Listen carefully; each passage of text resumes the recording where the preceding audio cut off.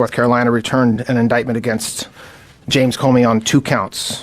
The first count is that on or about May 15th of last year, he knowingly and willfully making a threat to take the life of and to inflict bodily harm upon the President of the United States. Count 2, same day, May 15th, 2025, that the defendant, James Comey, knowingly and willfully transmitting in interstate commerce a communication that contained a threat to kill the President of the United States. Both of these counts carry a maximum term of imprisonment of 10 years.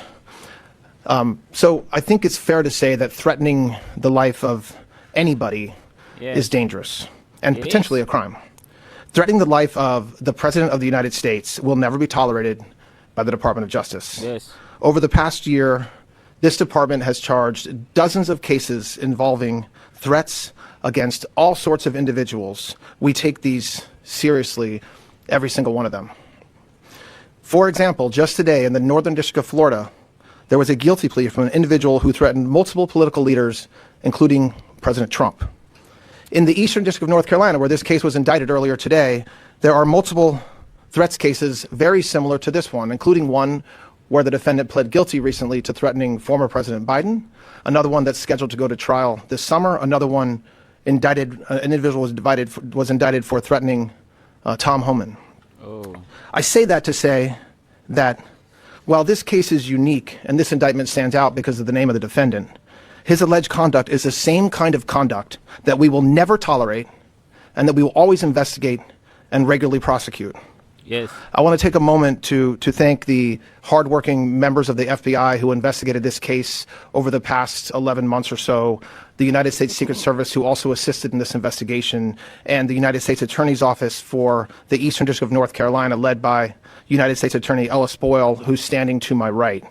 This was an investigation that remains ongoing. That's been ongoing for about a year, and that's all we're going to say about it today. You know, finally, a moment of true accountability. The indictment out of North Carolina isn't just a legal filing. It's a signal that justice is finally coming for James.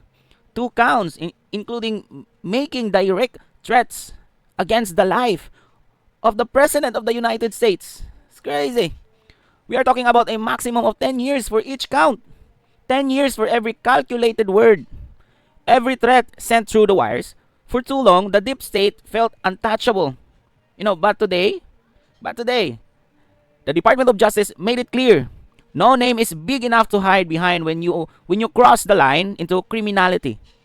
James must pay for every single action he took to destabilize the peace.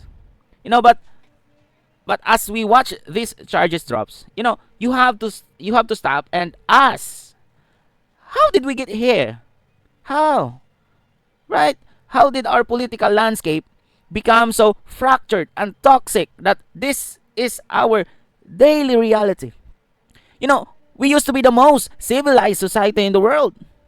We were the gold standard for discourse, for law, and for order.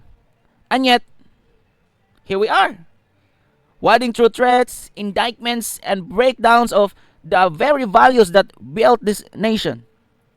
We've sunk to a level that would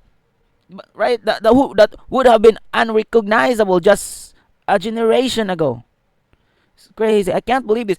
Justice is being served. Justice is being served is the first step.